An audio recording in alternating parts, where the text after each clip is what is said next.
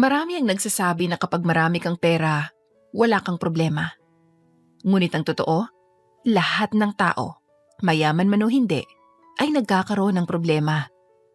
Bilang isang CEO at mayamang dalaga, ginagawa ni Caitlyn ang lahat para maitaguyod ang kanyang kumpanya. Ngunit hindi yun madali, lalo na't meron siyang mga kakompetensyang iba pang kumpanya.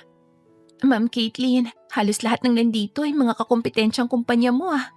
Pabulong na sambit ni Mikay. Karamihan, matagal na sa industriya, pero meron pa rin namang mga bago lang.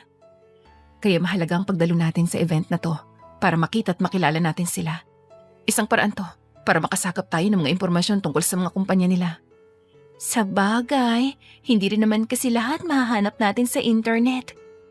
Biglang nanlaki ang mga mata ni Mikay habang titig na titig siya sa isang direksyon. Nang mapansin ni Caitlyn ang reaksyon ng sekretarya niya, ay mabilis siyang nabalot ng pagtataka. Para kasing nakakita ng multo ang babae dahil sa itsura nito. Hoy, anong nangyayari sa'yo? Ma'am? Si Sir Gino ba yun? Nilingon ni Caitlyn ang direksyon kung saan nakatingin si Mikay. Agad na nagsalubong ang mga kilay niya nang makita niya ang isang pamilyar na lalaki. Gwapo ito at kung titingnan ay nagsusubigaw ang kayamanan. Meron din itong kakaibang dating na nagdudulot naman ng inis para kay Caitlyn. Palapit siya rito, ma'am. Diyos ko, gulo na naman to. Hi, Miss Beautiful. Hindi ko... Anong kailangan mo? Wow, nagtataray ka naman agad, Caitlyn. Binabati pa lang kita. Makita ko pa lang ang mukha mo. Umiinit na agad ang dugo ko. Natawa ang lalaki. Grabe ka naman sa isang gwapo at hot na katulad ko. Di ba pwedeng matuwa ka naman kahit isang beses lang na makita mo ko? Ako na to. Maraming babae nagkakandara pa para mapansin ko. Hindi pa rin talaga nababawasan ang kayabangan mo sa katawan. Unang-una sa lahat, wala akong pakialam sa kagwapuhan mo. Pangalawa, kung maraming babaeng nagkakandara pa para magpapansin sa'yo, ibahin mo ko. Naaasiwa ako sa'yo kapag nakikita kita. Sinasabi ko lang ang totoo. Huwag ka masyadong defensive. Galit na galit ka naman agad eh. So ano nga ginagawa mo rito?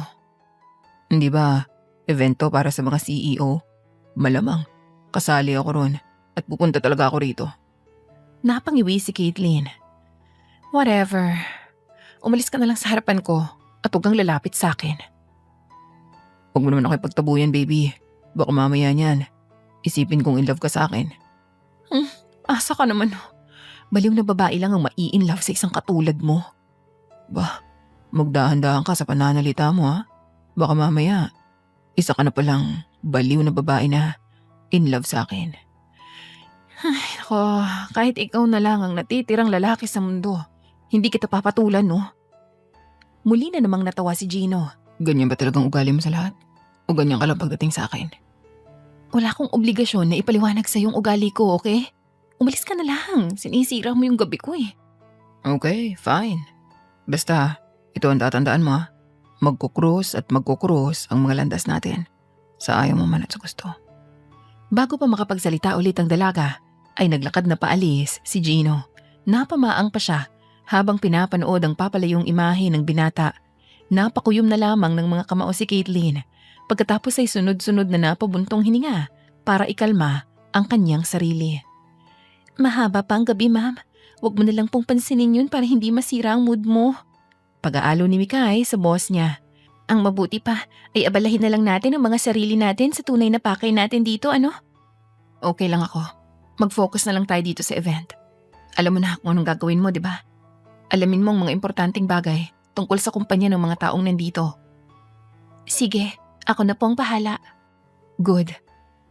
Inabala ni Caitlyn ang sarili sa pag-inom ng alak at pakikipag-usap sa ilang mga kakilala niya. Habang lumilipas ang mga oras ay mas dumaraming alak ang naiinom niya at nagsimula na yung magkaroon ng epekto sa katawan niya. Are you enjoying the night, Miss Beautiful?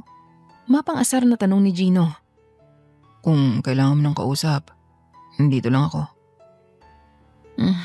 Hindi ba't sinabi ko na sa'yong huwag mo akong lalapitan? Wait a sec. Lasing ka ba? Hindi ako lasing. Ang dami mo na atang nainom. May pinagdadaanan ka ba? Kasalanan mo to eh. Ha? Bakit naman ako? Kung di ko nakita yung mukha mo, hindi masisira yung mood ko. Natawa ang binata. Wala naman akong kinalaman dyan. Ikaw lang naman tong laging mainit ang ulo sa akin ha. Wala pa akong ginagawa sa'yo, bad trip ka na agad. That's the point. Wala ka pang ginagawa. Naiinis na ako. Ang mabuti pa, umuwi ka na. Patapos na rin naman tong event eh. Oo nga kung utusan, kaya kong magdesisyon para sa sarili ko. Teka, nasan bang sekretarya mo? Bakit ka na hindi mo mag-isa rito? Naparami ka tuloy ng inom na alak. Wala ka nang pakialam, okay? Let's go. Nangunot ang noo ni Caitlyn. Saan tayo pupunta? Ihatid na kita pa uwi sa bahay mo. Bakit naman ako sasama sa'yo, Aber? May maghahatid ba sa'yo pa uwi? I'm sure hindi mo kayo magmaneho. Nandiyan naman si Mikay. Sige, hahanapin ko lang siya. Mabilis na umalis si Gino, kaya naman naiwan na namang mag-isa ang dalaga. Nagpatuloy siya sa pagtungga ng alak hanggang sa muling makabalik ang binata. Nang mga sandaling yun, lasing na talaga si Caitlyn ni hindi na nga niya kayang tumayo ng tuwid. Nababaliw ka na ba talaga? Bakit naman uminom ka pa ulit? Wala sabing pakialam. Hindi ko mahanap ang sekretarya mo, kaya ako na maghahatid sa'yo pa uwi. Alam mong bahay ko? Malamang, halos lahat naman yata alam ang bahay mo. Stalker ka, no? Hindi ako stalker, okay? Tara na nga. Hinawakan ni Gino ang braso ng dalaga, ngunit umiwas ito. Naging dahilan yon para mawalan ng balanse si Caitlyn at diretsyong matumbas sa damuhan. Napapailing na lang ang binata at napakamot sa kanyang batok. Dahil sa nangyari, naagaw nun ang atensyon ng ibang tao na malapit sa pwesto nila. Huwag ka nang pumalag, okay? Hindi ka na nga makatayo na maayos eh, nag-iinarte ka pa. Anong sinabi mo? Bigla na lang binuhat ng binata si Caitlyn. Ang kulit mo.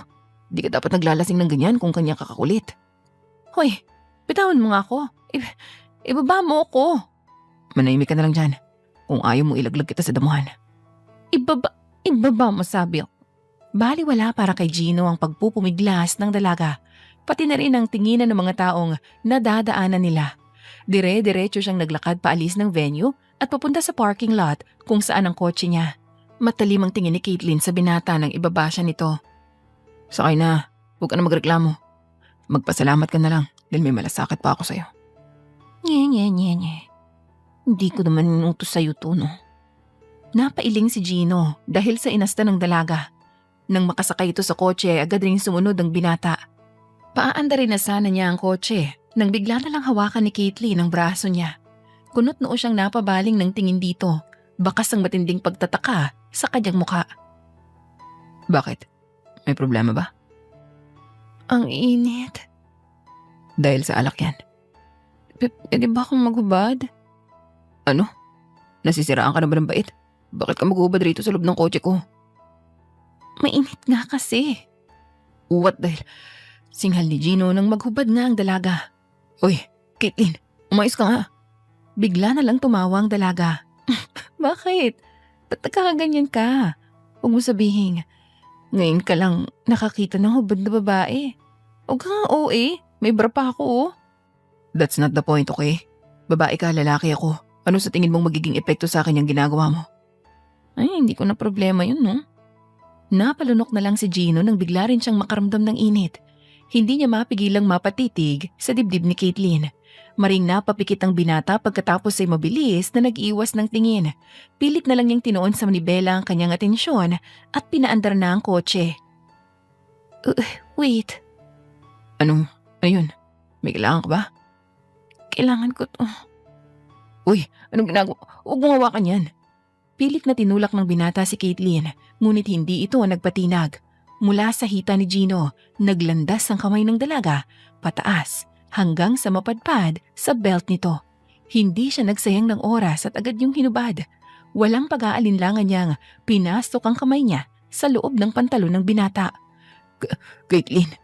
Shh, let me handle this. Ako nang bahala sa'yo. Umigil ka na, bago pa kumula ng kontrol sa katawan ko. Malaki, mahaba, mataba. Wow! Ano ba sinasabi mo? Dinidescribe ko yung talong mo. Napasapon na lang sa mukha si Gino. Pagkatapos ay Saka nagpakawala ng sunod-sunod na buntong hininga. Hindi na rin niya napigilan pa ang dalaga sa ginagawa nito, kaya naman hinayaan na lang niya. Nabalot na rin kasi ng init ang buong katawan niya at nang dahil sa kakaibang sensasyong dulot ng ginagawa ni Caitlin sa talong niya, ay parang nawala siya sa ulirat. Caitlin, stop it. Hindi ko ito pinatigas para sa wala lang, no? Ang ingay mo naman. Taig mo pang ginagahasa eh. Teka, Napaungol na lang nang wala sa oras si Gino. Ibinaba kasi ng dalaga ang pantalon na suot niya. Dahilan para tumambad ang matigas niyang talong. Mabilis na nabalot ng hiya si Gino dahil pinagmasdan pang maigi ni Caitlin ang talong niya. Maya-maya lang ay inilapit nito ang mukha niya sa talong ng binata. Anong? Hindi na naman naituloy ni Gino ang sasabihin dahil bigla na lang isinuwo ng dalaga ang talong niya kung saan-saan napunta ang mga kamay niya dahil sa kakaibang sensasyon at kiliti na dumadaloy sa katawan niya. Hindi na rin malaman ng binata kung anong pwesto ng pag-upo ang gagawin niya. Caitlin, Ano? Para kang batang likot mo maupo. binabaliw mo ko dahil sa ginagawa mo. That's the point. Ginagawa ko to para mabaliw ka. Ngumisi si Caitlin. Sa sarap. Lasing ka lang kaya kaganyan. Ang mabuti pa itigil mo na yan. No? Nandito na to eh. Nasa harap ko na kaya i-enjoyin ko na lang. Napapikit si Gino nang muli na namang maramdaman sa kabuuan ng talong niya ang mainit na bibig ng dalaga. Maya-maya lang ay napahawak na siya sa buhok nito at inaalalayan na ang ulo nito sa pagtaas-baba. Tanging pag-ungol na lamang ang nagagawa ng binata dahil sa nararamdaman niya ng mga sandaling yon. Dahil hindi siya makatiis, hinila niya si Caitlin at pinaupo ito. Binaba na rin ang sandalan ng upuan ng dalaga pagkatapos ay agad siyang pumwesto sa ibabaw nito. Itong gusto mo, diba? Sisiguraduhin kong hindi mo ito makakalimutan, Caitlin. Ang tingin ng dalaga ay nakatuon lang sa talong ni Gino. Kitang-kita sa mga mata niya ang labis na pagkasabik. Para bang kanina pa siya naghihintay na mapasok siya nito. Handa ka na ba? Kanina pa. Pero dahan-dahan lang, okay? Akong bahala. Sisiguraduhin ko hindi ka masasaktan. Pero pasasarapan ka. Nang maposisyon ng sarili, dahan-dahan nang pinasok ni Gino ang talong niya sa perlas ng dalaga. Pareho silang impit na napaungol dahil sa kakaibang pakiramdam na dulot nun. Maya-maya lang ay hinahampas na ni Caitlin ang dibdib ng binata. Kaya naman tumigil ito sa pagkilos. Bakit? May problema ba? Masakit. Sa una lang yan. Magtiwala ka lang, okay? Ang laki kasi ng talong mo, Gino. Ang haba pa, parang mapupunit ako. First time mo to, diba? Normal lang yan. Hindi ko na yata kaya. Hugutin mo na. Shh. Promise. Mawawala rin yan. Mamaya lang. Mapapalitan na yan ng sarap. Napapikit na lang si Caitlin nang muling bumalatay ang kirot at hapdi dahil nagpatuloy na ulit ang binata sa pagpasok sa kanya. Tiniis niya yung lahat. Halos maghabol pa nga siya ng hininga dahil hindi niya na alam kung gaano katagal bago tuluyang nakapasok ng buo ang talong ni Gino sa perlas niya. Are you okay? Bahagyang tumango si Caitlin. Oo, ayos lang. Gagalaw na ako. Okay. Hindi nagtagal ay tanging pag-ungol na lang ni na Caitlin at Gino ang maririnig sa paligid. Halos umindayog na rin ang kotse dahil sa kanilang ginagawa. Parang nawawala na sa ulirat ang dalawa dahil sa sarap na nararamdaman nila. Hindi lamang minuto ang itinagal ng mainit na sandali sa pagitan nilang dalawa dahil halos isang oras din bago nila narating ang rurok ng kaligayahan. Matapos nilang magdamit ay nakatulog na lang si Caitlin kaya naman minabuti na lang ni Gino na magmaneho na paalis para maihatid na niya ito. What the hell, Gino? Ano tong pinasok mo? Inis na angil ng binata sa kanyang sarili habang nasa biyahe. Alam mo namang mainit ang dugo sa'yo ng baing to. Ginawa mo pa rin. Baka isumpa na ako nito kapag nalaman niya nangyari sa amin. Pinilit ni Gino ang kanyang sarili na ituon ang kanyang atensyon sa pagmamaneho hanggang sa makarating sila sa bahay ng dalaga. Kahit nag-aalangan, binuhat niya si Caitlin papasok at sinalubong naman sila ng isang kasambahay na siyang umakay sa dalaga papunta sa kwarto niya. Nahihibang ka na talaga, Gino. Dapat piligilan mo sarili mo. Sermon ng binata sa kanyang sarili habang nasa biyahe na siya pauwi. Pero sino nga bang may kayang makapagpigil kapag ganun nakaganda? Ganun ka-sexy at kasarap ang nasa harap mo, di ba? Parang kahit sinong lalaki mawiwindang kapag ganun eh. Hanggang sa pagtulog ay laman ang isip ni Gino ang nangyari sa kanila ni Caitlyn. May parte ng puso niyang masaya dahil doon, ngunit may parte rin naman na nangangamba sa kung ano ang magiging reaksyon ng dalaga. Mabilis na lumipas ang mga araw at ang lahat ng yun ay parang impyerno para kay Caitlyn. Walang araw ang nagdaan na hindi pumapasok sa isip niya ang nangyari sa kanila ni Gino. Lasing man siya ng gabing yun, ngunit malinaw sa kanyang alaala ang lahat. Ma'am? Hoy! Caitlyn! Inalog ni Mikay ang balikat ng boss niya. Hoy! Bakit nakatulala ka dyan? Ano ba nangyayari sa'yo? Ha? Bakit? May kailangan ka ba? Kanina pa kita tinatawag, pero nakatulala ka lang dyan. Bakit nga? May problema ba? Ito na po yung report na hinihingi nyo. Sige, ilagay mo na lang dyan sa lamesa. Okay ka lang po ba? Ilang araw ka nang ganyan ah. Wala to. Okay lang ako. Kung kailangan nyo po ng pahinga, magpahinga ka ah. Huwag mong pilitin ang sarili mo kung wala ka rin namang nagagawa rito sa opisina. Nakatunganga ka lang maghapon at malalim ang iniisip. Pilit na ngumiti si Caitlyn. Ayos lang talaga ako. Huwag ka mag-alala. O sige, sabi mo yan ah. Nang makaalis na si Mikay, ay doon na nagpakawala ng sunod-sunod na buntong hininga ang dalaga. Sa ilang araw na nakalipas, walang ibang laman ang isip niya kundi ang nangyari sa kanila ni Gino. At higit sa lahat, ay hindi niya maalis-alis sa utak niya kung gaano kalaki, kahaba at kataba ang talong nito. Para nang mababaliw si Caitlyn para lamang maiwaksi sa isip niya. Ngunit, bigo siya.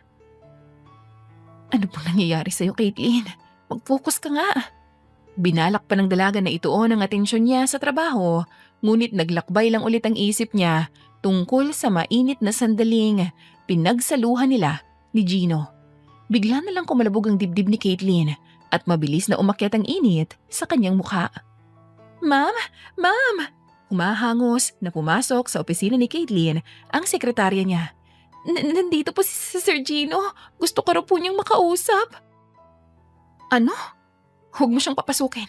Sabihin mo, ayoko siyang makita at makausap. Too late. Nandito na ako. Diretsong tinitigan ni Gino ang dalaga. Huwag mo sabihing iniiwasan mo ko. Pagkatapos ng… Mikay, iwan mo na muna kami. Sige po, ma'am. Sigaw ka na lang po kapag kailangan mo ng tulong. Umayos ng upo si Caitlyn nang makaalis ang sekretarya niya. Hindi niya magawang tumingin kay Gino, kaya naman tumitig na lang siya sa monitor ng laptop niya. Maya-maya lang ay naglakad na ang binata palapit sa mesa ni Caitlyn.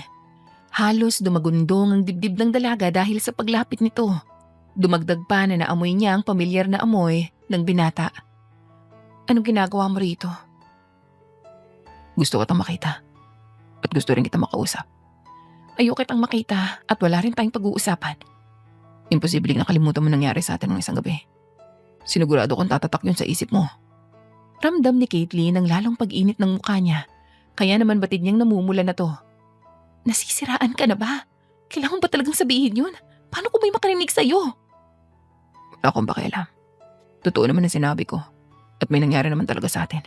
Enough! Please! Huwag mo nang banggitin yan. Sabihin mo na lang kung anong pinunta mo rito.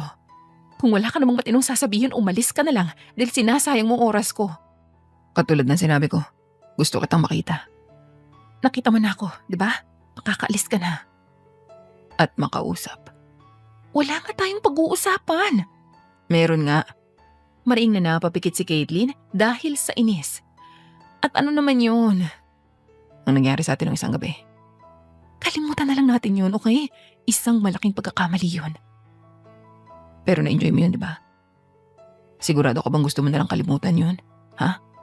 Nabaling ang tingin ni Gino sa mga papel na nasa mesa ng dalaga. Ano yan? Mga report? Teka, kumpanya ko to Huwag mo nga pakialaman yan. Mga report to tungkol sa ibang kumpanya. Pinag-aaralan mo talaga mga kakumpetensya mo Of course, kailangan ko malaman kung sino ang dapat kong matyagan at kung sino ang dapat kong pabayaan. ano naman masasabi mo sa kumpanya ko? Bigla na lang napatingin si Caitlin sa binata nang isang ideyang pumasok sa isip niya. Matagal na yung nabanggit sa kanya ni Mikay, ngunit sa tingin niya ito na ang magandang pagkakataon para gawin yon. Actually, I have a proposal to make. Magpo-propose ka? Di ba dapat lalaki gumagawa nun? Ganun ka na ba kadesperada na makuha ko? Napasa po na sa noo ang dalaga. Okay, wag na lang. Wala ka talagang kwentang kausap. Ito naman di mabiro. Sige na, sabihin mo na kung ano yun. Huminga ng malalim si Caitlin. Pagkatapos ay naging seryoso ang mukha niya. Makipag-partner ka sa kumpanya ko. Business partner? Yes, At bakit ko naman gagawin yun? ang kumpanya ko ay isa sa mga kilala at matagumpay na kumpanya sa bansa. Ang kumpanya mo naman, nagsisimula pa lamang. Magandang opportunity to para sa'yo na mas mapabilis ang pag-angat ng kumpanya mo. Kahit naman nagsisimula yung kumpanya ko, mabilis naman tong naging matagumpay. So tingin ko, hindi ko na kailangan makapag-business partner sa'yo para lang maging matagumpay ang kumpanya ko. Ang ino-offer ko lang sa'yo ay isang opportunity. Ikaw naman ang bahala kung tatanggapin mo o hindi. Paano kung ayoko? Di wala akong pakialam. Magiging magkalaban ng mga kumpanya natin at sisiguraduhin kong hindi magiging madali ang bawat galaw nyo. Hindi mo naman ako kailangan takutin, Miss Beautiful. Kailangan ko ang desisyon mo sa lalong madaling panahon, Gino. Hindi ako nakikipagbiroan, kaya huwag mong sayangin ang oras ko. Papayag ako. Ngumisi ang binata, pagkatapos ay saka siya tumayo at lumapit kay Caitlin. Sa isang kondisyon. At ano naman yun? Ikaw na nga itong binibigyan ng offer. Ang kapal naman ng mukha mo, humingi pa ng kapalit. Papayag akong makipag-business partner sa'yo kung papayag kang maging partner ko. Ano? Partner? Anong ibig mong sabihin? Partner, girlfriend, nobya, jowa. Natawa si Caitlin. Sinong matinong babae naman ang papayag na maging kasintahan mo? Inilapit ni Gino ang mukha niya sa tenga ng dalaga. Huwag na tayo maglokohan, Miss Beautiful. Alam kong kaya mo ako inalok maging business partner mo dahil nakikita mong kumpanya ko bilang isang banta. Banta sa kumpanya mo. Di naman kita masisisi. Ilang buwan pa lang na magsimula kami pero namamayagpag ng pangalan ng kumpanya ko. Normal lang na mabahala kayo. Ay wow, ibang klase rin talagang kayabangan mo, no? Tumayo si Caitlin at lumayo sa binata. Hindi ako nababahala kung maging matagumpay man ang kumpanya mo. Kahit na sino ay maiisip na gawin to. Gawing kakampi ang kakompetensyang malaki ang posibilidad na makasapaw sa kanila. Siguro naman ay mauunawaan mo ang ibig kong sabihin dahil pinasok mo ang industriya na to. Naiintindihan ko. Kung ganun, anong desisyon mo? Papayag nga ako. Doon sa gusto mong mangyari. Kung papayag ka sa kondisyon ko. Natigilan si Caitlin at napakuyom ang mga kamay. Hindi niya malaman kung seryoso ba tong kausap niya o nagbibiro lamang. Kahit gaano katagal kasi niyang titigan ang mukha ni Gino, ay hindi niya man lang mabasa kung anong iniisip nito. Okay, fine. Pumapayag na ako. Then it's a deal. Huwag mo lang subukang lumagpas sa limitasyon dahil hindi ako magdadalawang isip na putulin yung talong mo. Napangisi si Gino. Bakit naman talong ko agad na naisip mo? Di ba pwedeng kamay ko muna o binti? Ano? Oh, wala. Basta. Huwag mo sabihin iniisip mo lagi yung talong ko. Umalis ka na nga. Tapos na tayo mag-usap. Huwag ka na maya, Caitlin. Tayong dalawa lang naman nandito eh. At opisina mo naman to. Isa pa, may nangyari na nga sa atin, di ba? Hindi mo na kailangan mailang o mahiya pa sa akin. Shut up. Natawa ang binata. We have a deal, Caitlin. Mauna na ako ha. Bago ka pa sumabog. Dahil sa init ng dugo mo. Mabuti pa nga, sinisira mo na naman ang araw ko. Gusto mo bang ayusin ko ang gabi mo? Puisit ka talaga. Umalis ka na nga. Napatakbo na lang palabas si Gino dahil inambahan na siya ng dalaga ng pagbato ng mga gamit na mahablot nito. Tatawa-tawa pa siya habang tumatakbo patungo sa elevator. Nakahinga naman ng maluwag si Caitlin dahil nakaalis na si Gino. Sa kabila ng naging pag-uusap nila, hindi maitatanggi ng dalaga ang kakaibang tuwa at kasabikan dahil sa naging kasunduan nila ni Gino. Pinilit ni Caitlin ang kanyang sarili na maituon ang atensyon niya sa trabaho. Sa kabila nun, lumipas na ang oras ngunit wala pa rin siyang nagawa o natapos. Kaya napagdesisyonan na lamang niyang umuwi ng maaga para makapagpahinga. Habang naglalakad papunta sa parking lot, ay bigla siyang natigilan nang matanaw niya mula sa di kalayuan ng isang pamilyar na lalaki. Anong ginagawa mo dyan, Gino? Hinihintay ka. Ha? Bakit naman? Hinila ng binata si Caitlyn. Dahilan para magkalapit ang mga katawan nila. Alam kong katulad ko, hindi naman wala sa isip mo nangyari sa atin. Wala akong alam sa sinasabi mo. Huwag ka nang magbaang-maangan. Kung wala ka talagang alam, bakit nakadakmahan agad ang kamay mo sa talong ko? Ha? Napatungo ang dalaga sa kamay niyang nakahawak nga sa talong ni Gino. Wala. Ikaw kasi hinila mo ko kaya nabigla ako. Aminin mo na lang ang totoo. Nasasabi ka sa akin, di ba, Miss Beautiful? Alam mo, napipikon ako sa'yo. Kinuha ng binata ang kamay ni Caitlyn pagkatapos ay muli niyang ihinawak sa talong niya. Maya-maya lang ay pinasok niya na yon sa loob ng pantalon niya na siyang naging dahilan para manlaki ang mga mata ng dalaga. Huwag ka nang umangal. Alam kong gusto mo to. Napakagat sa pangibabang labi si Caitlyn pagkatapos ay sunod-sunod siyang napalunok. Muli na naman niyang nahawakan ng mahaba, mataba at malaki na nag-uumigting sa tigas na talong ng binata. Sa pagkakataong ito, mainit yun na siyang nag-uudyok sa sistema niya para makaramdam din ng init. Nasa parking lot tayo. Biglang reklamo ni Caitlyn. Sakay na. Ha? Sakay ka na sa kotse ko. Ayoko nga. E di ako na lang sakyan mo. Palabiro ka pala no. O na ito na. Sasakay na sa kotse mo. Bagyang natawa si Gino. Pinanood pa niya ang dalaga hanggang sa makasakay ito bago siya sumunod sa loob ng kotse. Nakabibiging katahimikan ng namagitan sa kanilang dalawa. Parang biglang naglaho ang init at pagkasabik na naramdaman nila para sa isa't isa. Maya-maya lang ay tumikhim ang binata pagkatapos ay sa kamarahang nilingon si Caitlyn. Tutungangan na lang ba tayo? Ha? Bakit akong tinatanong mo? Bakit mo bukas ako pinapasok dito? Nagrereklamo ka kanina eh. Sabi mo nasa parking lot tayo. Di ba? Kaya naisip mo dito na lang sa kotse mo? Anong meron sa kotse mo ah? Noong una, dito rin may nangyari sa atin di ba? Napangisi ang binata. Gusto mo ba sa bahay ko? Pero binabalaan na kita ngayon pa lang. Di ko alam kung makokontrol ko ang sarili ko kapag ginawa natin yun sa bahay ko. Baka di ka na makalakad ng maayos. Ang yabang mo naman. Ang bilis-bilis mo namang mapagod. Ah, talaga ba? Hinila ni Gino ang dalaga at pinaupo sa mga hita niya. Kahit may kaliitan ng loob ng kotse, sapat na yun sa kanilang dalawa para makakilos sila ng naaayon sa gusto nila. Ramdam ni Caitlyn ang pagbilis ng tibok ng puso niya. May kakaiba sa posisyon nila ng mga sandaling yun, bagay na nagbibigay ng matinding pagkasabik sa dalaga. Magsimula na tayo? Nakangising tanong ni Gino. Hubaran mo ako. Mabuti naman. Tumigil ka na sa pagrereklamo mo. Ang akala ko kasi, papaalala ko pa sa yung kasunduan natin eh. At bilang partner ko normal lang na gawin natin to. Yeah, whatever. Magpasalamat ka na lang dahil pumayag ako. Bisa mo na. Hubaran mo na ako para makapagsimula na tayo.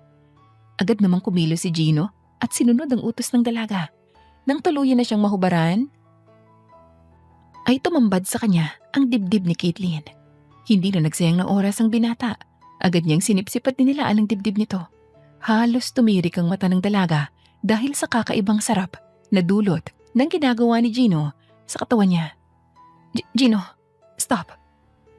Nakakunot ang noon ng binata nang tumigil siya sa ginagawa. Bakit? May problema ba? Gusto ko yung talong mo. Kailangan ko yung talong mo. Pagkatapos mo akong sabihin na kalimutan na lang natin yung nangyari sa atin? Ay, whatever. Pwede na nating itigil to ngayon na mismo. Okay. Ang init naman agad ng ulo mo. Hinubad ni Gino ang pantalon niya kasama ang brief niya. Agad na tumambad kay Caitlyn ang talong ng binata dahilan para mapalunok siya. Nahawakan na niya ito kanina at naipasok na rin ito sa kuweba niya nung isang araw pero hanggang ngayon kinakabahan pa rin siya dahil sa laki nito. Paano kung masakit ulit? Masasanay ka rin. Nung una naman ganyan din, di ba? Hinawakan ni Caitlin ang talong ng binata at siyang nagtutok nito sa kuweba niya. Sinubukan nilang dalawa na wag gumawa ng ingay, ngunit nabigo sila. Kakaibang sarap at sensasyong naramdaman nila ng mga sandaling yun at mabilis na naglaho ang katinuan nila sa kanilang mga katawan. Sa ikalawang pagkakataon ay may nangyari kina Caitlin at Gino sa kotse at sa parking lot ulit. Batid nilang dalawa, nakakaiba na ang nararamdaman nila para sa isa't isa. Ngunit hindi nila mawari kung ano yun. Parehong sarado pa ang isip nila sa posibilidad na mahulog sila sa isa't isa. Nabalitaan mo na ba? Biglang tanong ni Gino habang nagpapahinga silang dalawa. Ang alin? Isang kilalang CEO ang nagbalik sa bansa. Sigurado ako kilala mo yun. Dahil kasabayan ng kumpanya mo ang kumpanya niya eh. Sino? Si Oscar. Nanlaki ang mga mata ng dalaga. Bumalik na siya? Kailan pa? Bakit? Narinig ko lang sa mga empleyado ko tungkol sa pagbabalik niya sa bansa. Hindi ko alam kung bakit. Tinitigan ng binata si Caitlin. Kilala mo siya, no? Bakit parang nagulat ka marinig ang pangalan niya? Kilalang kilala ko siya, syempre. Tinding kakumpetensya ng kumpanya kung kumpanya ni Oscar na yun. Higit sa lahat, hindi ko gustong ugali ng lalaking yun. Ang akala ko ba alam mong balitang yun? Akala ko, kaya mo ako inalok na maging business partner mo dahil doon. Hindi, sa'yo ko lang nalaman na bumalik na si Oscar. Huminga ng malalim si Caitlin. Wala naman akong ibang intensyon sa pag-alok sa'yo na maging business partner ko. Katulad ng sinabi ko, nakikita kong magiging maganda ang future mo. Kaya naman gusto ko maging parte noon, ang kumpanya ko. Maging parte ng buhay ko. Ayaw mo? No thanks. Ba't ka pumayag sa hiningi kong kapalit? Kung ayaw mo naman pala maging parte ng buhay ko. At hayaang ibang kumpanya ang maging business partner mo? Hindi pa naman ako ganun kasyunga, no? Para hayaang mangyari yun. Ginagamit mo lang ata ang kumpanya ko eh. It's a tie. Ginagamit mo lang din ang katawan ko, di ba? Hindi no. Wala akong... Alis na ako. Dumidilim na ang paligid at kailangan ko na makauwi para makapagpahinga. Teka, sandali. Dali-daling bumaba ng kotse si Caitlin. Hindi na siya nag-abala pang lingunin ang binata kahit paulit-ulit itong sumigaw para tawagin siya. Habang nasa biyahe siya pauwi, laman ang isip niyang mainit na sandaling pinagsaluhan nila ni Gino kanina. Walang bahid ng pagsisisi ang nararamdaman ng dalaga. Bagkus ay kakaibang tuwa pa nga. Kasalanan to ng talong mo, Gino. Kung hindi lang ako nabaliw dahil sa talong mo, hindi tayo aabot sa ganito. Singhal ni Caitlin habang nagmamaneho. Hanggang sa pagtulog ay iniisip ng dalaga ang talong ni Gino na para bang ito ang nag-iisang bagay na may halaga sa mundo. Hindi niya lubos akalain na magiging ganitong epekto sa sistema niya nang nangyari sa kanila ng binata. Ngunit alam niyang wala rin siyang ibang magagawa para mabago yun. Sa paglipas ng mga araw ay ilang beses pang nagkita si Caitlin at Gino at sa bawat pagkikita nila ay may nangyayari sa kanilang dalawa. Masaya ang dalawa sa kung ano ang ugnayan na meron sila, ngunit habang tumatagal ay napapansin na nila ang pag-iiba ng nararamdaman nila. Sa kabila nun, nahahati naman ang atensyon ni Caitlin dahil na rin sa biglang pagbabalik ng CEO ng kumpanyang matinding kakompetensya niya. Ma'am, may naghahanap po sa inyo. Hinihingal na sambit ni Mikay nang makapasok siya sa opisina ng boss niya. Sinubukan ko pa siyang pigilan, pero nakakatakot po siya eh. Sino ba yon? Long time no see, Caitlin. Napatayo ang dalaga nang marinig niya ang tinig ng lalaking pumasok sa opisina niya. Agad siyang napatitig dito at mabilis na napakuyom ng kanyang mga kamao. Inaasahan na niyang mangyayari to, pero hindi niya lang inaasahan na magiging ganito kaaga ang muli nilang paghaharap. Oscar, anong kailangan mo? Wala naman. Bubisita lang ako para kamustahin ka. Mukhang mas naging matagumpay ng kumpanya mo ah. Hindi ka na ba kinakabahan na matalo ng kumpanya ko? Wala akong pakialam sa kumpanya mo, Oscar. Hindi ako naniniwala. Noon pa man pareho na nating alam kung anong ginagawa mo. Ikaw ang nagturo sa akin noon, di ba? Alam ko hanggang ngayon, natatakot ka pa rin maangatan ng kumpanya ko ang kumpanya mo. Huwag ka mag-alala. Hindi ko naman yung gagawin sa isang magandang babae na katulad mo. Nagpunta ka ba rito para inisin ako? Kung sasayangin mo lang ang oras ko, mas mabuti pang umalis ka na lang. Hindi ko ba masaya na muli tayo nagkita? Hindi. Oh, Umakto na parang nasasakta ng kanyang dibdib. hanggang ngayon gusto pa rin kita, Caitlin. Bigyan mo lang ako ng isang pagkakataon. Sisiguraduhin kung hindi mo po problemahin ang kumpanya ko. Handa ako magparaya para lang manatili kang nasa tuktok. Hindi kita gusto, Oscar. Noon pa man hindi na kita gusto. At kahit na ano pang gawin mo o sabihin mo, ay hindi kita magugustuhan. Huwag mo akong subukan, Caitlin. Hindi mo magugustuhan kapag naubos ang pasensya ko. Kayang-kaya kong pabagsakin ang kumpanya mo. Pinagbabantaan mo ba ako? Ganyan ba dating sa'yo? Ngumisi ang lalaki pagkatapos ay mas lumapit pa siya sa dalaga. Alam mo, ang kaya kong gawin, Caitlin. Kilala mo rin naman ako lubusan dahil alam kong marami ka nang nakuhang impormasyon tungkol sa akin. Kilala nga kita, Oscar. Pero ang mga nalaman ko tungkol sa'yo, hindi naman sapat na dahilan para katakutan kita. Wala akong balak na isuko sa'yo ang pagkatao ko. Tingnan na lang natin hanggang saan at kailan mo magagawang magmatigas. Halos magngit-ngit na sa galit si Caitlin ng mga sandaling yon.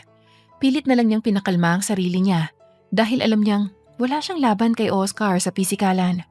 Noon pa man ay alam na ng dalaga na ganitong ugali ng lalaki. At noon pa man ay kinukulit na siya nito para ligawan pero paulit-ulit niya lang itong tinatanggihan. By the way, mananatili na ako dito sa Pilipinas. Kung di kita makukuha sa mahinaong pakikiusap, handa akong gumamit ng dahas para maging aking ka, Caitlin. Napamaang ang dalaga dahil sa sinabi ni Oscar bago ito umalis. Gustuhin man niyang baliwalain ang sinabi niyang yun, hindi niya mapigilan ang sariling makaramdam ng kaba. Alam kasi niyang kayang gawin ng lalaki at sigurado siyang hindi yun magiging maganda. Sino yung lalaking yun, ma'am? Bakit pinagbabantaan ka niya? Nag-uusisang tanong ni Mikay. Parang nakakatakot siya, ma'am. Baka kung anong gawin niya sa'yo. Huwag kang mag-alala. Kaya kong sarili ko, no? Grabe, akala ko si Sir Gino lang ang nangungulit sa'yo. May ibang lalaki pa pala. Sa pagkakataong to, nakakatakot pa. Sinong lalaki ang tinutukoy mo? Biglang tanong ni Gino nang kakapasok lang sa opisina ni Caitlin. Bakit ka nandito? Sinong lalaki ang tinutukoy ng sekretarya mo? Mikay, iwan mo na muna kami. Sige po, ma'am. Lumapit ang binata sa lamesa ng dalaga. Diretso lang siyang nakatitig dito habang nananatiling seryoso ang kanyang mukha. Sa katunayan, may ideya na si Gino kung sino ang pinag-uusapan ng dalawa kanina dahil may nakasalubong siyang lalaki kanina. Sadyang nais lang niyang marinig mula sa bibig ni Caitlin kung magsasabi ba ito sa kanya. Tutunganga ka na lang ba dyan? O magsasalita ka? Nauubusan ng pasensyang tanong ni Gino. Si Oscar ang tinutukoy ni Mikay. Anong ginagawa ng lalaking yun dito? Mabilis na nagsalubong ang kilay ng dalaga. Paano mo nalaman na nanggaling siya dito? Nakasalubong ko siya sa baba. May ginawa ba siyang masama sa'yo? Wala naman. Anong narinig kong pinagbabantaan ka niya? Wag mo nang isipin yun, okay? Hindi naman yun totoo. May hindi ka sinasabi sa akin, Caitlin. Hindi naman kailangan lahat ay alam mo. Bahagyang nagulat si Gino dahil sa tono ng pananalita ng dalaga. Sa kabila nun, nanatili siyang kalmado. Business partner mo ako, di ba? Sa tingin ko naman, may karapatan ako malaman kung may mga pagbabantang nangyayari sa kapartner ko. Wala lang yun, okay? Binibiro niya lang ako. Close ba kayo? Para biruin ka niya? Matagal na kaming magkakilala. Dahil nun pa man, magkakompetensya ng mga kumpanya namin. Nasanay na lang ako sa ugali ni Oscar, kaya hindi na big deal sa akin yun. I see. Kapag may ginawa siyang di maganda sa'yo, sabihin mo agad sa akin ha. Ako mismo makakalaban niya. Bahagyang natawa si Caitlin. Bakit mo naman gagawin yun? Labas ka na sa isyong meron ako kay Oscar.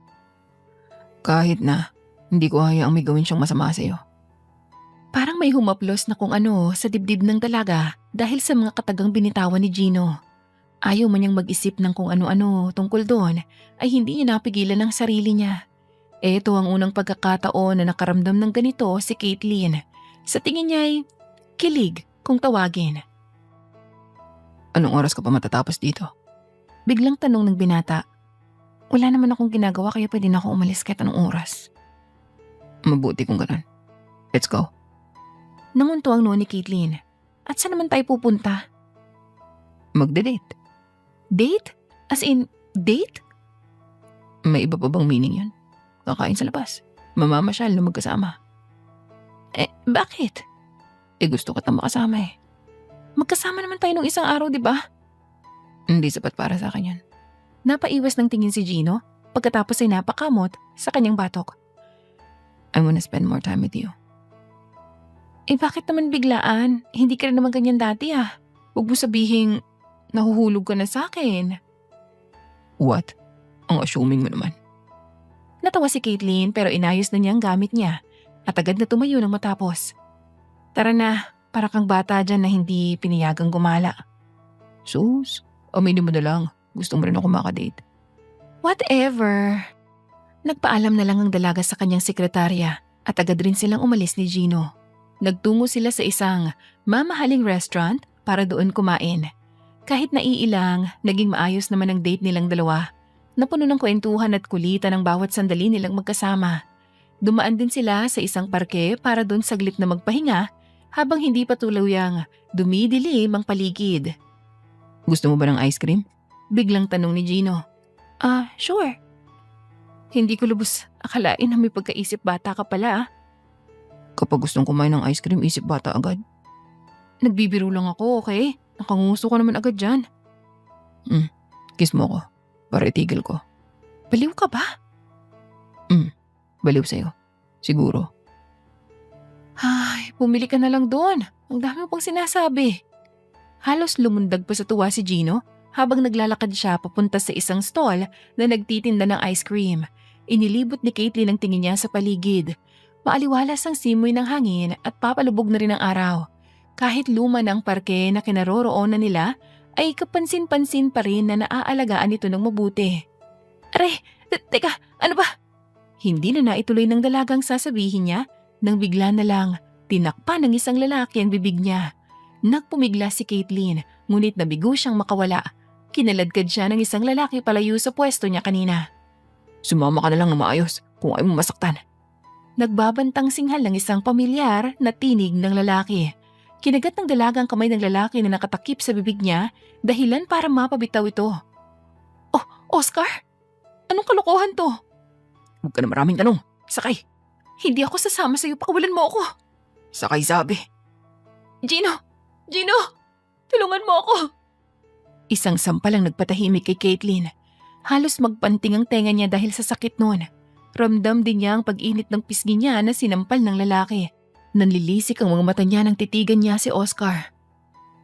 Ano na naman pang kailangan mo ha? Bakit mo ba ito ginagawa? Sino yung lalaking kasama mo? Nobyo mo? Wala akong nobyo. Kung ganun, bakit kayo magkasama? Maniligaw mo ba yun? Wala ka nang pakialam, okay? Hanggang ngayon nagmamatigas ka pa rin.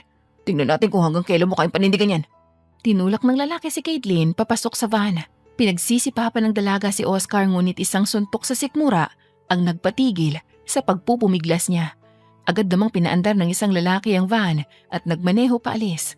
Dahil sa sakit at kirot na nararamdaman, nanatiling tahimik ang dalaga sa buong biyahe. Hayop ka. Matagal ko na alam na yun ang tingin mo sa akin, Caitlyn. Ano bang kailangan mo sa akin? Ikaw mismo. Ikaw mismo ang kailangan ko. At alam kong alam mo yun. Hindi ako makakapayag na sumama ka sa kani-kaninong lalaki. Wala ka nang pakialam kung sino man ang samahan ko.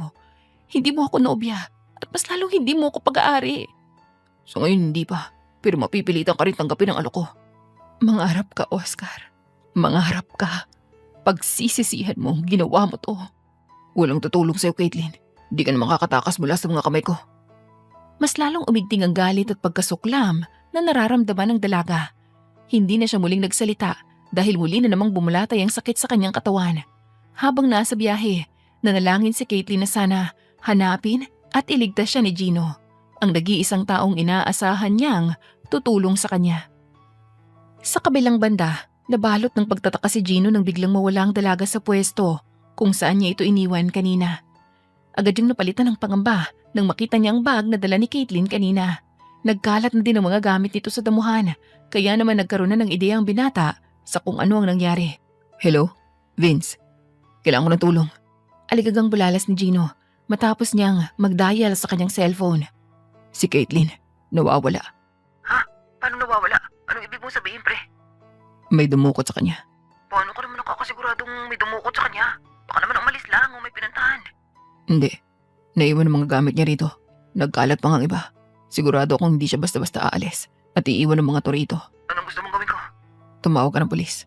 Hahanapin ko siya. At saan mo siya hahanapin? Hindi ko alam. Kahit saan. Kailangan ko siyang mahanap at mailigtas. Sige pre, mag-iingat ka ah. Kung may tumukod nga kay Caitlyn, sigurado kung delikado ang taong yun. Matapos ang tawag, hindi na nagsayang ng panahon si Gino. Tumakbo siya papunta sa nakaparada niyang kotse sa labas ng parke. Hindi na mapakali ang dibdib niya ng mga sandaling yon. Kinakabahan siya at natatakot para sa kalagayan ni Caitlyn. Ngayon pa lamang ay hindi na niya mapatawad ng kanyang sarili kapag may nangyaring masama rito. Habang nasa biyahe si Gio, bigla na lang nag-ring ang cellphone na nasa bag na naiwan ni Caitlyn. Kahit na nag-aalinlangan, sinagot yon ng binata. Mukhang may idea ka na kung ano nangyari. Sino ka? Bakit mo dinukot si Caitlyn? Matalino ka naman siguro no? Oo, ako nga. Anong kailangan mo sa kanya? Saan mo siya dadalhin? Kung gusto mo pang makita ng buhay yung babaeng to, pumunta ka sa address na iti-text ko. At subukan mo magsama ng mga pulis. Sigurado kung pareho kayong paglalamayan. Napakuyom ng mga kamao ang binata na nakahawak sa manibela nang mamatay ang tawag. Mas lalong tumindi ang kaba na nararamdaman niya dahil nakumpirma na niya kung sino ang dumukot kay Caitlyn. Nang matanggap ni Gino ang text ng address kung saan dapat pumunta, ay agad niya yung tinungo. Pamilyar tong lugar na to ha. Parang nakita ko na to noon. Gulat na bulalas ng binata nang huminto siya sa isang gusali na nasa gitna ng isang kagubatan. Well. Masunurin ka naman palang bata ka. Oscar, nasan si Caitlyn? Pakuwala mo siya. Sa tingin mo, ganun na lang yun? Ano ba talagang kailangan mo ha? Bakit mo ginagawa to? Gusto ko maging akin si Caitlyn. Hindi mangyayari yun kung nasa paligid ka niya. Gusto ka ba niya? Humisi si Gino.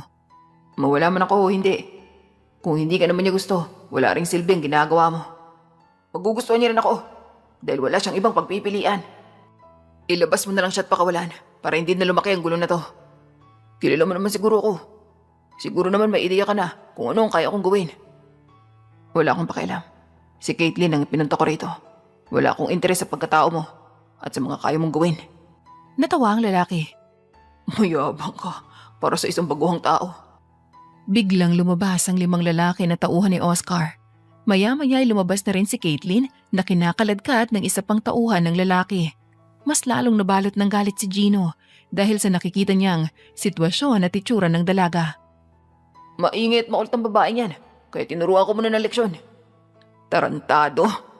Hindi na nakapigil pa ng galit si Gino at sinugod niya ang lalaki. Kahit may hawak na bakal at kahoy ang mga tauhan ni Oscar ay hindi nagpatinag ang binata. Nagagawa niyang umiwas sa mga pag-atake ng mga ito nang walang kahirap-hirap.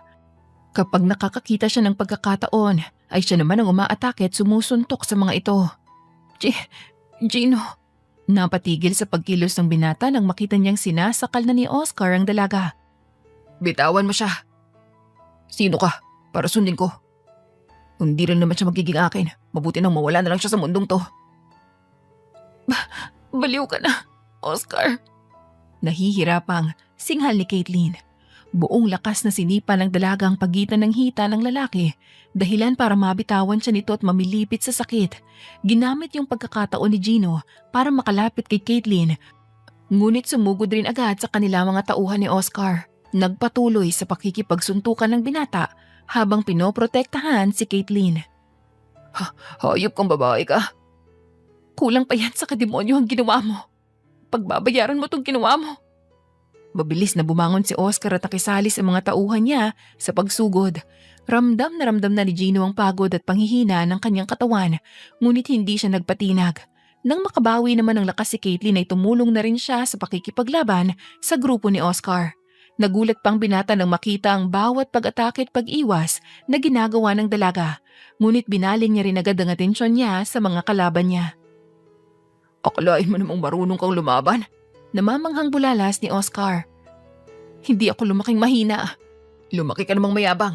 Bagay kayo no lalaking to, pares kayo mayabang. Kinakabahan ka na ba? Natatakot ka na ba na matalo ka namin kahit dalawa lang kami ni Caitlyn? Hangal, hindi niyo ako matatalo. Dito na magtatapos ang buhay niyo. Sa pagpapatuloy ng pakikipaglaban ni na Caitlyn at Gino sa grupo ni Oscar, ay unti-unti nang nababawasan ang mga tauhan nito. Mas lalo yung kinainis ng lalaki dahil hindi niya matanggap na natatalo na siya ng 2 tao lamang. Sabihin mo nga sa akin, Oscar, bakit mo pa talaga ginagawa to? Imposible namang ginagawa mo lang to dahil lang gusto mo akong makuha. Wala ka pa talagang ideya. Ikaw ang dahilan ng lahat na to, kaya hindi ako naniniwala na wala kang alam. Hindi ko talaga alam kung anong sinasabi mo. Nang dahil sa'yo, bumagsak ang kumpanya ko. Nang dahil sa'yo, nawawalan na ako ng investors at nalulugi na ako. Ikaw ang dahilan kung bakit naging ganitong buhay ko. At ano naman ang kinalaman ko dyan? Lahat sila lumilipat sa kumpanya mo. Hindi ko na kasalanan yun. Desisyon nila yun at labas na ako ron. Kaya nga papatayin kita para mawala ka na at ang kumpanya mo. Kapag nangyari yun, babalik na sila sa kumpanya ko. At ako na ulit ang mangunguna sa lahat. Sa tingin mo ba? Hahayaan kitang magtagumpay? Hindi niyo ako mapipigilan. Tumakbo si Oscar sa isang lamesa at may kinuha roon. Nang harapin niya ang dalawa, ay nakabulagda na sa sahig ang lahat ng mga tauhan niya. Hindi siya kakikitaan ng kaba, bagkus ay sumilay pa ang isang nakakalokong ngisi sa labi niya nang ilabas niya ang hawak niyang baril. Dito na matatapos ang lahat ng to, Caitlin. Hindi ako babagsak. Hindi mo ako mapapabagsak. Nababaliw ka na, Oscar. Huwag ka maghanap ng taong sisisihin dahil lang sa nangyayari sa kumpanya mo. Tumigil ka na, Oscar. Hindi mo kailangan gawin to. Huwag kang makialam. Sino ka ba, ha? Bakit mo ba pinoprotekta ng babaeng yan? Ako ang boyfriend ni Caitlin, kaya hindi kita hayaan na saktan siya. Tumawa ang lalaki. Boyfriend? Ang akala ko ba wala ka nobyo? Tumigil ka na lang, Oscar. Huwag ka nang magsayang ng oras. Hindi pa naman huli ang lahat para muli kang makabangon. Wala nang ibang paraan, Caitlin. Ang pagkawala mo lang ang nag-iisang paraan para muling bumalik sa akin ang lahat. Itinutok ng lalaki ang hawak niyang baril sa dalaga. Mabilis namang humarang si Gino sa harap ni Caitlin. Sumiryoso ang mukha ng binata habang diretso siyang nakatingin kay Oscar. Napakapit na lamang ang dalaga sa balikat ni Gino ng mga sandaling yon. Hindi niya malaman kung ano ang dapat niyang gawin. Parang nablangko ang isip niya at wala siyang maisip na paraan para makatakas sila sa sitwasyong kinaroroonan. Magpaalam na kayong dalawa dahil ito ng huling sandali na makikita niyo pa ang isa't isa dito sa mundo. Gino! Umilag ka, Caitlin. Sunod-sunod na putok ng baril ang umalingaw-ngaw sa paligid. Nakahiga na sa sahig ang dalaga dahil tinulak niya si Gino. Nang mamulat niya ang kanyang mga mata ay agad niyang nilapitan ng binata para siyasatin ang katawan nito kung nagtamo ito ng tama ng bala. Gino, ayos ka lang ba? Hoy! Ayos lang ako. Sigurado ka ba? Hindi ka ba tinamaan ng bala? Hindi. Ikaw ba? Ayos ka lang? Ayos lang. Nagsalubong ang kilay ni Caitlin. Kung hindi tayo tinamaan ng bala, sino? Narinig ko ang pagputok ng baril kaya sigurado akong binaril tayo ni Oscar. Mukhang hindi niya nagawang iputok ang baril na hawak niya. Anong ibig mong sabihin? Tingnan mo. Tinuro ni Gino ang direksyon ng lalaki at nakabulagta na ito sa sahig habang naliligo sa sariling dugo. Maya-maya lang ay nagtakbuhan na papasok ang mga pulis at agad na nilapitan ng grupo ni na Oscar. Napasa po sa bibig si Caitlin, ngunit bakas pa rin ang pagtataka sa kanyang muka. Sa kabila nun, nakahinga naman siya ng maluwag dahil natapos na ang lahat. Anong nangyari? Mukhang naunahan siya sa pagpapaputok ng mga pulis. Paano nakarating ang mga pulis? Humingi ako ng tulong. Mabuti na lang at dumating sila bago mahuli ang lahat. Tumayo ang binata at inalalayan na rin ang dalaga patayo. Sigurado ka bang ayos ka lang? Walang masakit sa'yo? Ayos lang ako. Hindi mo na kailangang mag-alala. Salamat. Walang anuman. Masaya ako na nailigtas kita. Ang akala ko, may nangyari na sa'yo masama. Hindi ko mapapatawad ang sarili ko kapag nangyari yun. Oo, mo naman. Hindi mo naman ako responsibilidad, no? Partner kita, di ba? Ibig sabihin nun, may obligasyon ako na alagaan at protektahan ka. Pinanindigan mo talaga yun, ha? Kasunduan lang naman natin yun, ha? Hinawakan ni Gio ang kamay ng dalaga. Paano kung gusto kong totohanin to? Malala ata ang naging tama mo, ha? Parang hindi ka na nakakapag-isip ng maayos. Hindi. Seryoso ako, Caitlin. Umalis muna tayo rito, okay? Sa susunod na tayo mag-usap. Masyadong maraming nangyari. At sigurado akong pareho tayong hindi nakakapag-isip ng maayos ngayon. Pero Caitlin, teka, sandali. Napamaang si Gino nang maglakad na paalis ang dalaga. Sinubukan pa niyang humabol, ngunit mabilis itong naglakad palabas. Napakamot na lamang siya ng batok habang naglalakad palabas ng lumang gusali.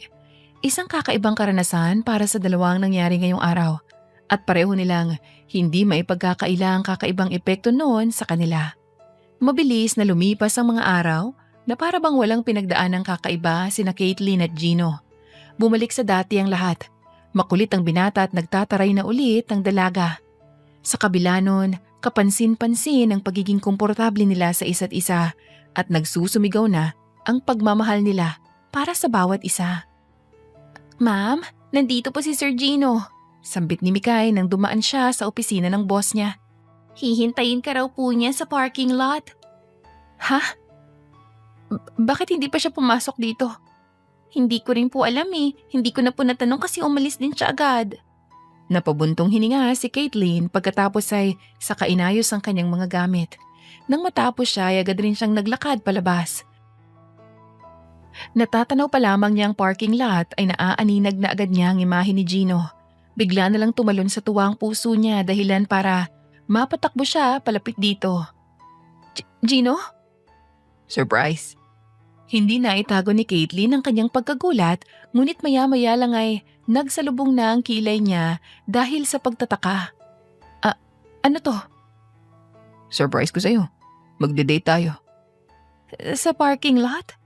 Oo naman. Hindi ba't dito tayo nagsimula?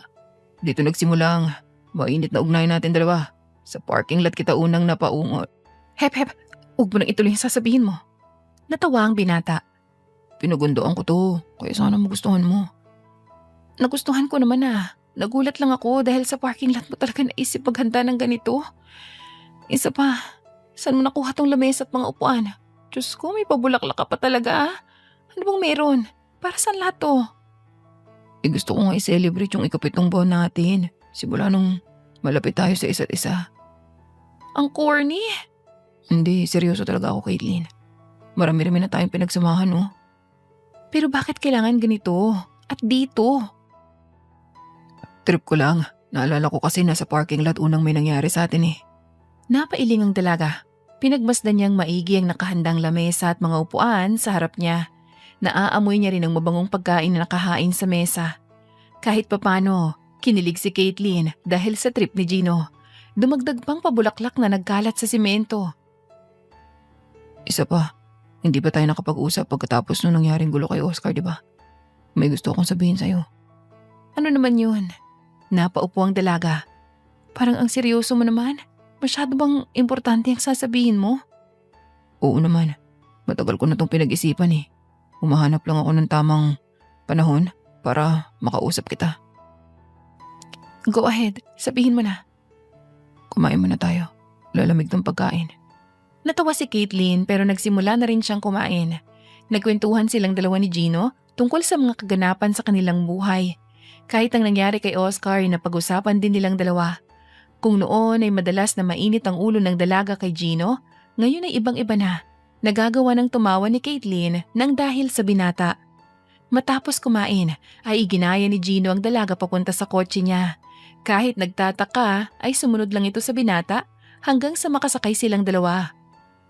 Naalala mo ba nung nangyari sa atin sa kotse na to? What the hell, Gino? Kaya ba tayo sumakay dito dahil doon? Natawa ang binata.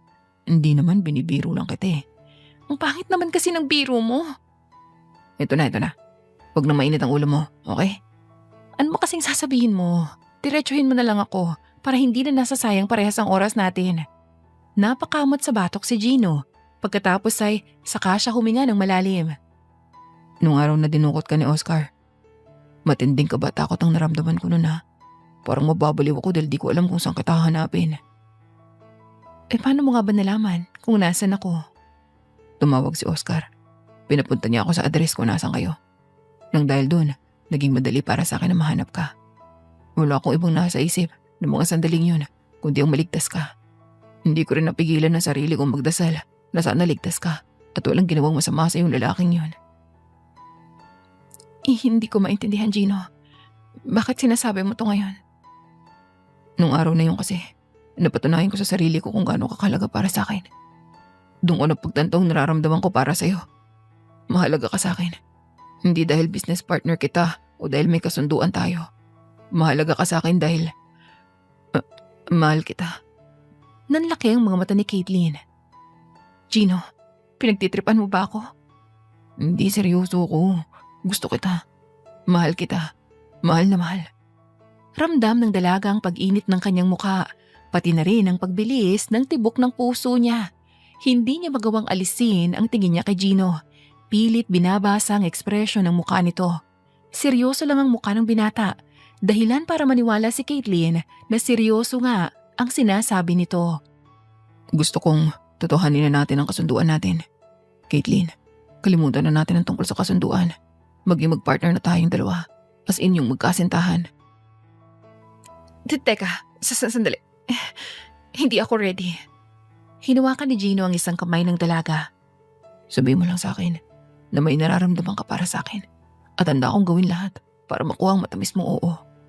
Napalunok si Caitlin. Mas lalong kumabog ang dibdib niya dahil sa mga sinabi ng binata. Alam niya sa kanyang sarili kung ano ba talagang nararamdaman niya para kay Gino.